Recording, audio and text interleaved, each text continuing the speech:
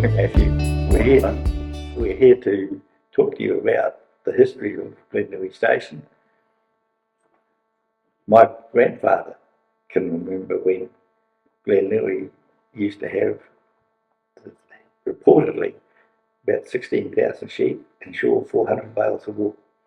I can further that story because I know in 24, there's a farming article where the property at the time was owned by the Hattricks and Mr. Alec Walker was the manager, and they topped the sale with 2,000 bales of wool at London. So this is the thing that gets me. It's to take wool off X amount of sheep to create 2,000 bales, and obviously we're not talking 180 kilo bale like today. They're probably only 100 pound sort of size bale or something like that. No, much bigger than that. Oh, the old wool dresses were about that much taller than the ones that you and I grew up. Oh, and so they were 450 pounds. No, so it was still. It may have been several years wool. Yeah, it could have been. Yeah, but yeah, it topped the sale. So, and it goes on to show that obviously this manager, Mr. Alec Walker, was obviously quite a good stockman because he created his own, or their own stud here at Glen Nui. So yeah, but like I say, the history of Glen Nui started in the early 1900s, from what I believe. Sitting here in the original homestead, which was built after the woolshed. So once again, obviously started to break in a farm, and once they had enough of, milled some of the native timber and the likes, built a woolshed to share the stock, and then once there was some income, built a house and then sent for the ladies, I suppose, and told them to come out. And yeah, it was 1907. I've got an article where, like I say, they were advertising for bushmen to knock over 1,000-acre blocks, or blocks of 1,000 acres of bush and scrub on Glen Nui. So the property is over 5,000 acres. So I'm assuming there would have been one or two bushmen that came looking for a job. Certainly a bit of scope for them. Yeah.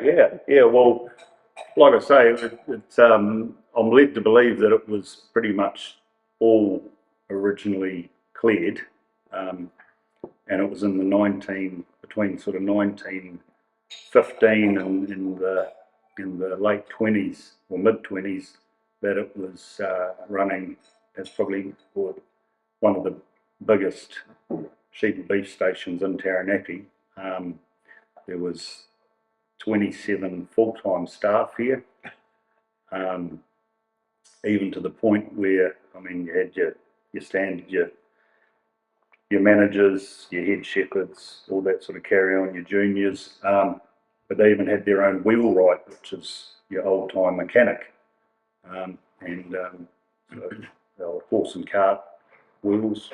I think that's what they called them, wheelwright. So, and I know we've found remnants when we took apart one of the old implement sheds, and actually in the old wool shed, there are old forge and lathes and parts that does go to show that at some stage there was quite an amazing setup.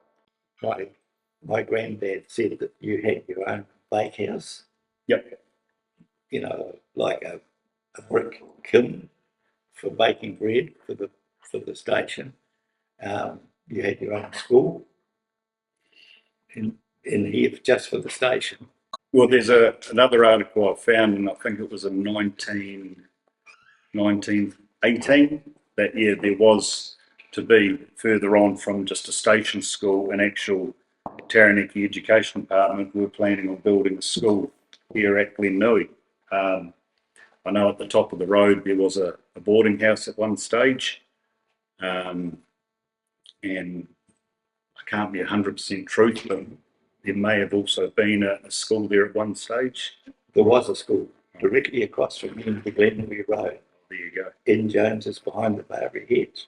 Yes. My dad rooted the Mowbray hedge out for Eric Jones with a bulldozer, swept it into no, the school had gone, swept it into the school site and cleaned up. But the school that was there got moved up to the boundary with West Home. Yep.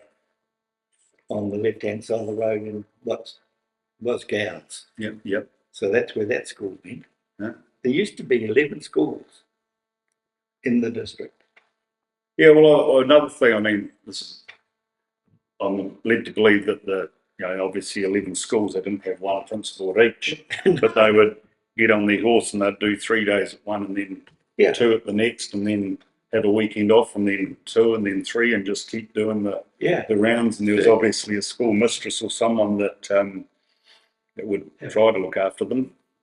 But I know, well, once again, out the back of our farm, we've got a block of native bush that never got broken in, and it's known as the education block. So it's it doesn't mean anything, but yeah, it could be that there was it was to be used as and it still is on the actual title, known as the education block. So 1950s, 51, 52, wool got to £1 a pound. But prior to that, far enough back I can't tell you, but certainly I can remember finding an old suitcase in the rafters of a shed, and it had the farm accounts in it, and you were getting threepence for I suppose it was a pound of cream, and I thought it was like 3 shillings for a pound of wool. So, we have got, in a place like this, you've got lots of pounds. 440 pounds of wool in a bale times 3 shillings, it's 120. 120. Well, the story I was telling you about, it was 10th of July 1915. Wool, there was a good sale, prices are unchanged. There were a few withdrawals of faulty merinos, but New Zealand brands Glen Nui highest price of 18D. Now I don't know what 18D means. Pence. Pence, was it? Yeah. Average 16 3/8. The above cablegram from London refers to Mr. Hattrick's clip of nearly 2,000 bales from his Amona property, Glen Nui at Mangamingi. It goes to show, we think, what good sheep country lies at the back of Eltham. It also proves wisdom of the manager, Mr. Alec Walker's decision a few years ago to establish his own stud flock. This was done by a selection of stud ewes and rams from the best stud flocks of Romney sheep in New Zealand. So, obviously, the family Hattrick that owned this property at one stage, I mean, as you come up our driveway, there's a long line of old English plane trees and a lot of quality, not New Zealand natives, but oaks and the likes of that I've never seen another stand of them like it, to be fair. So one can only assume that the Hattricks had money, and when they established a property, they established it well. And so yeah. But that was so that was in the early 1900s and 20s. A story I've heard, and Duncan might be able to follow me up on this one. There was a large downpour of rain in the late or mid to late 20s. Yep. Closed out the Ohu and the lights. Yeah, that was the one that wiped out all the country. Yeah.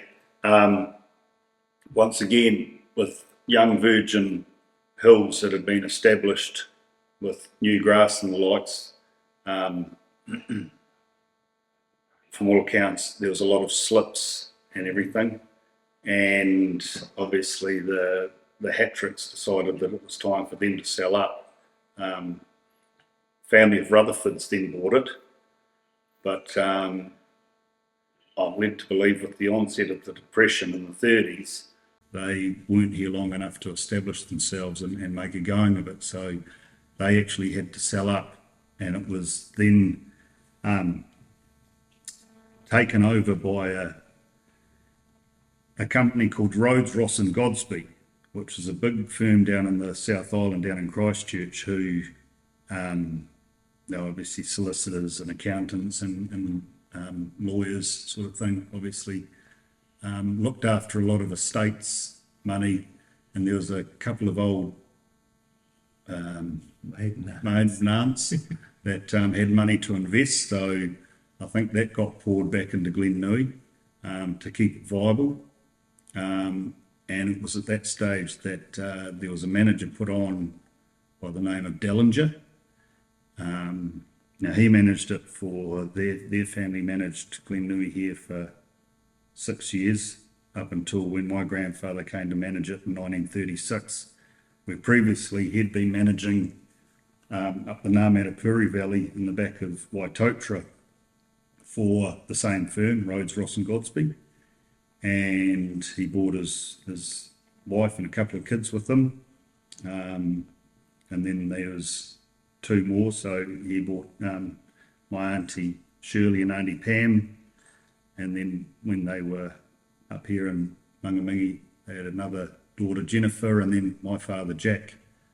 And so my grandfather managed here from 36 through till around about 1960, when my dad was brought in as a partner and invested his savings. He'd been working on the farm since he came home from school when he was about 15.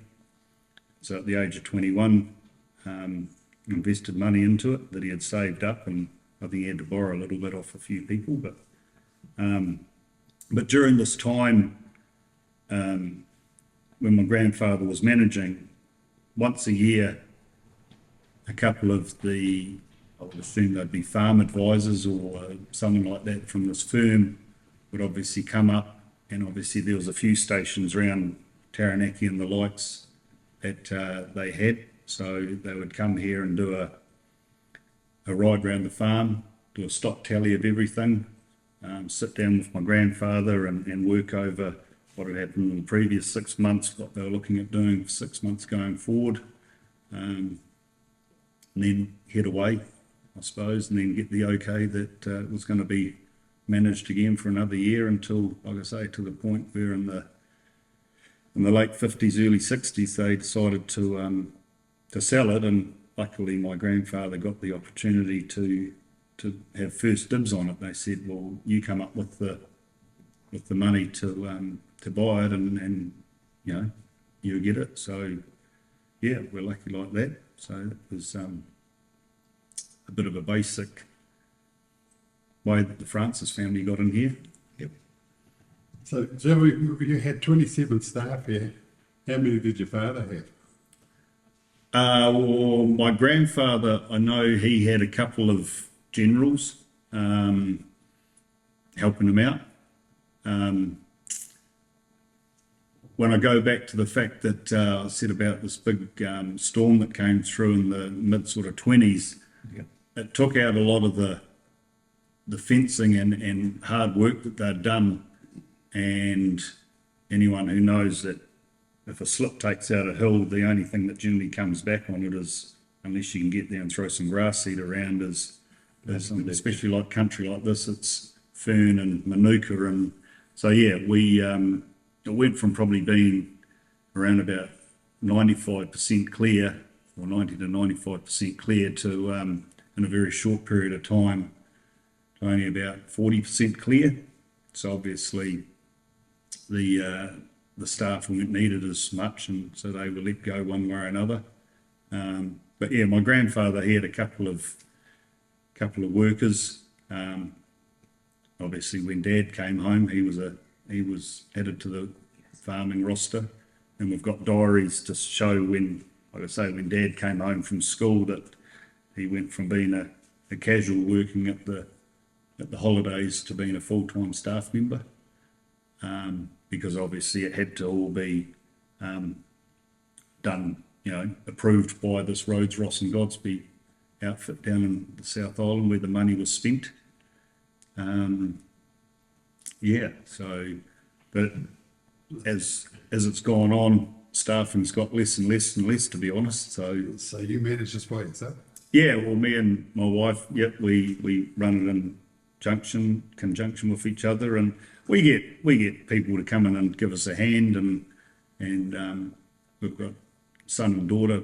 Our son's working here locally, and our daughter's down at Lincoln University, but they're during school holidays they always used to work, and whenever we need them, they're workers as need be. So tell me about the bridge back in the day. Was there a bridge, or did they do a ford, or how did they get? Yeah, well, the one thing with Glen Nui is it's boundaried by what was originally the Pātea River, which flows from Mount Egmont all the way out to the township of Pātea in southern Taranaki now. Was dammed in around for a hydro scheme around about, I think it was 83 to 86. I think it took 3 years to create the dam, and which is now known as Lake Rotorangi. Because they had to lift the level of the water, a lot of our tracks were taken away. Right. So Access became a problem. yeah, access became a problem. But the Egmont Electricity Board at the time, they were the one that put this dam or this hydro scheme together. So it was the McColl brothers from down the bottom end of the dam. They were contracted to do all the roading, brand new roading on this farm. So we had, originally it was meant to take 9 months and cost $750,000, which back in the 80s was quite a fair sum of money. It ended up taking 18 months and cost $1.5 million. So obviously, yeah. But yeah, they were blowing into hard sandstone papa and the likes to carve it away to lift tracks, anywhere from 20 to 60 metres, because that was the level that the lake was coming up. Right. The one road access bridge we had down there, they actually picked it up and moved it all the way, was about 7k down our farm, and reinstated it where another bridge was going to go underwater. So that was quite an amazing feat. Yeah, but that was, as a kid, that was great to walk home from the school bus and, like I say, spend time watching these bulldozers and diggers and trucks at work. And, quite often I'd get to sit in with the operators, and we're talking back before there was any protection or health and safety or anything like that. You just did it. Yeah, just did it. Yeah. And if I was ever late home, the mum would come. She always knew where I was, but yeah. So tell me about the mailman.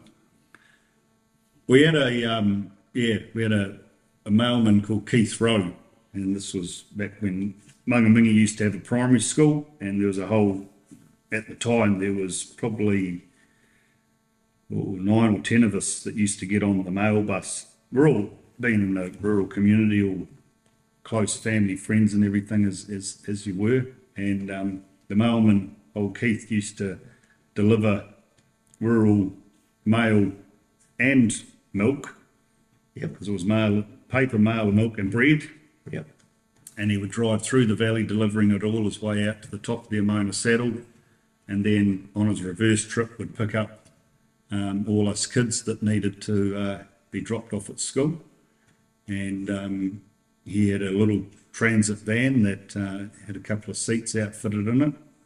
And and then in the afternoon he would come back out again and deliver any rural supplies that needed be, whether it be a grocery order that someone had put in, or a tyre that had been fixed, or a dog from the vets, or a box of beer for the shearers or something, and pick the kids up at the same time and drop us all off on the way home. And yeah, so it was part of that good old fashioned country thing. And if it was, I said a story earlier on that once or twice his van either broke down or it was in getting serviced.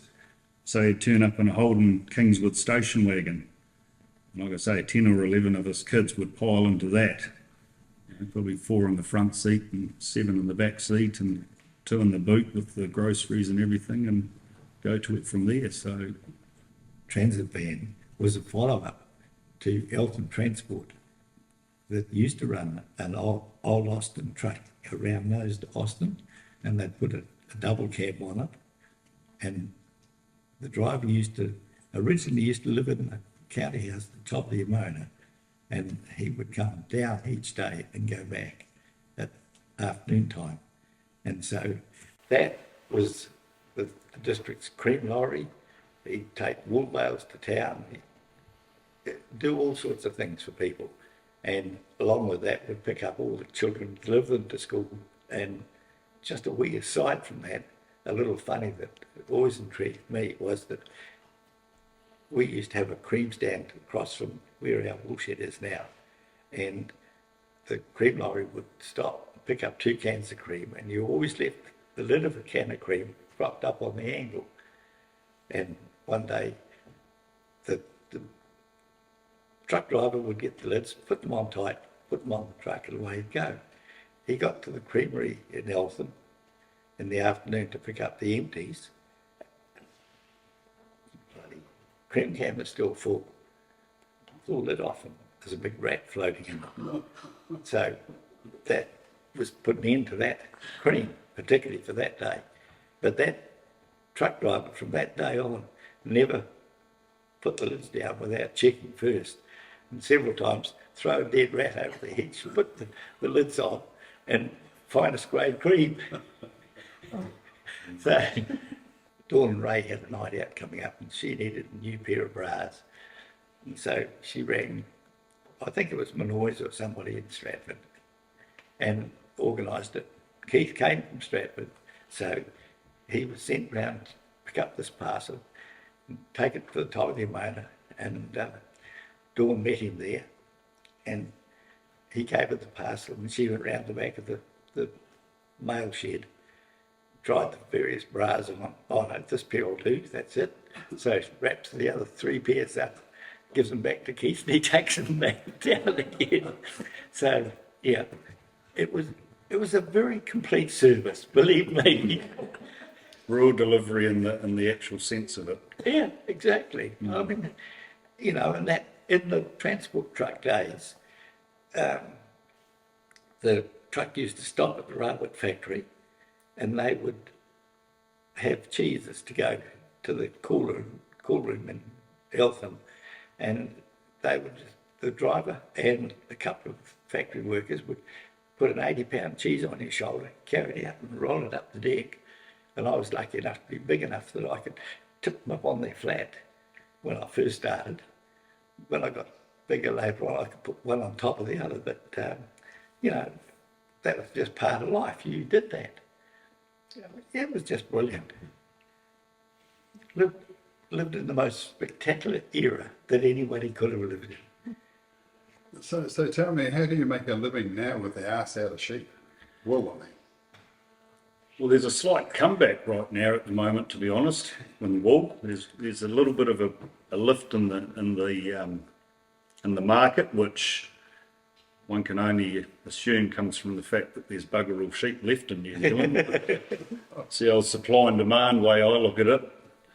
There's still a demand for it, but if the supply is getting less and less and the price has to go up, it's basically economics 101. So we've kept our sheep flock true, and certainly aren't trying to get out of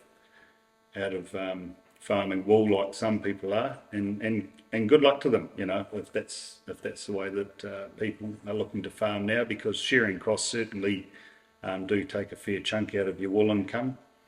But we still run a very traditional type farm here, sheep, breeding cattle. We have been lucky enough in the last few years to diversify into Manuka honey. We have a large, obviously with over 5,000 acres, and there's a fair bit of scrub and Manuka running around here, so we've been able to have some good contracts come our way and have Manuka companies invest in us. So that's good, but once again, just like everything, it ebbs and flows a little bit. At the moment, the Manuka price has come back a little bit, but we're still getting quality grade Manuka out of here. Is known as, from here, from Mangamingi through to the top end of the Waitotra Valley, is known as the Golden Belt. High grade Manuka plants creating high grade Manuka honey, so it's quite a bonus, to be fair. Oh, yeah. Do you have a holiday? A holiday? Everyone has a holiday. Or is your work so interesting it is a holiday? No, well, as you get older, you start to take, I suppose, a few more days off every now and again and get away. But we're lucky on our farm. We've got three huts or batches that we quite often, just take a weekend or a few days and go and stay at. Actually, one of them, I'll tell a story, and this goes back to the early days when there was a lot of characters working here. As the crow flies, it's probably 2.5 to 3k to get at it, straight line, but to actually drive out to is about 11 k's. And there was actually an old bush telegraph or telephone line, a copper cable line that went from this homestead here through the, obviously a tree at every trig or high point, just some copper wire attached to it, and it went all the way out there. So the guys that stayed out there, if they needed supplies or the lights, or just phone in. And getting back to when my grandfather Bert was managing here, he had a guy living out there full time. And during the Second World War, my grandfather was head of the local home guard. And once a month or once every 2 months, they used to have a Sunday where all the local men would meet here, and there would be a route march all the way out past this character's hut and out up over the ridge and down in towards Gully or Ward's Farm, which is the neighbours over the back of ours, and then down home here to do some target practice in the evening. But the guy that stayed at the back of the hut, even though they went past his place, and that was the first stop of the day for a cup of Billy tea, he had to come in on the Saturday night beforehand so that he could march along with all the men. So yeah, they couldn't just get out there and Pick him up on the way. he'd have to come in, and then he'd stay here on the Sunday evening, and then walk his way back out to the hut or probably ride his horse, I'd say, back out to the hut on the Monday morning. But yeah. You talked about putting new bridges in. You used to have a high level bridge over a big gorge. Yep. A big swing bridge. We've got a big swing bridge. It's still just holding on by one main guide wire. It was probably because it was the 1960s that the main track got blown around. They used gelignite and a little TD6 bulldozer to blow this farm track around the outs above the river's edge. Prior to that, all the stock obviously had to go up gullies, up over ridges, hit a main ridge, and then follow its way to get to either part of the farm. Now, there's a swing bridge, and I can't say this is 100% truthful, but I do believe that the swing bridge was originally designed for the lake at Pukekura Park in New Plymouth, and it was either too small or too short or too long. So it ended up out here one way or another, and it covered a high gorge of, I think it was, well, obviously with the lake being there now, it's come up a hell of a lot, but it was about a 70-metre drop from the... And the stock walked over there? Yes, but it was one of those bridges where, and as we all know, stock, because it was only one at a time, they'd if they got flowing and kept on going, not a problem, but if one got to the middle, especially my mum and dad, because mum would quite often she would be here, and Dad and Grandpa would be out the back mustering, and Mum would be told that, you know, 4:30, 5 o'clock in the morning, we need you on this side of the swing bridge to open the gate and just keep them flowing. And yeah, every now and again they wouldn't, you know. So once again, when you've got a swing bridge that's only about 3 foot, 4 foot wide, and a whole lot of stock on one side of it, and a big ravine, you had to just keep them flowing, because otherwise it could end up in a bit of carnage. But yeah, one way or another, it always generally seemed to work. Another unique thing about Glen Nui is the fact that we still actually have a mob of wild horses running around here. They run on a relatively undeveloped block of land, which is why they're still allowed to roam. They were the original, or they are the descendants of the original station horses that we used. And as I said earlier on, when there were less and less workers on the farm, the horses used to get turned out into a block of land. The one thing about them is they're of the dun colour, which is a caramel colour with a dark brown mane, tail and fetlocks. So I think there's about 24 of them at present.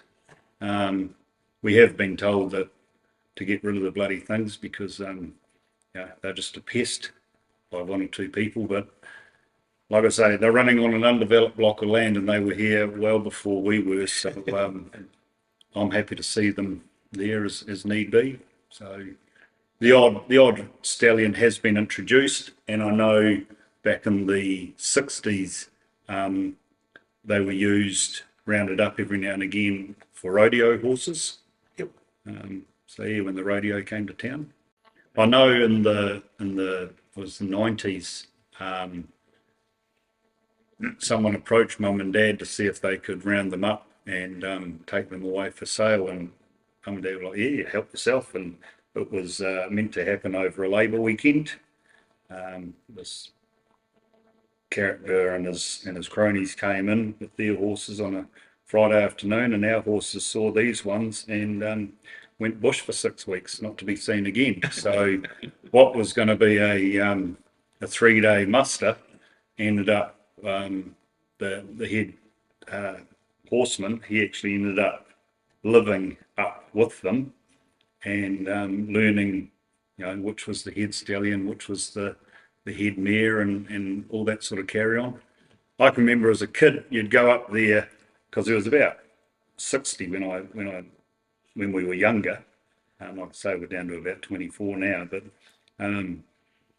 you'd go up there, and the stallion, the head stallion, would round all his mares up, and he would stand at the back on a high point. The mares and the foals would be in front or in the middle, and then almost of a line like a sentry guard would be the younger type stallions. And it still happens now where you'll get a young stallion who'll take on the head stallion, and if he wins, the old stallion limps away and maybe takes 1 or 2 of the older mares with them, and the young stallion takes over.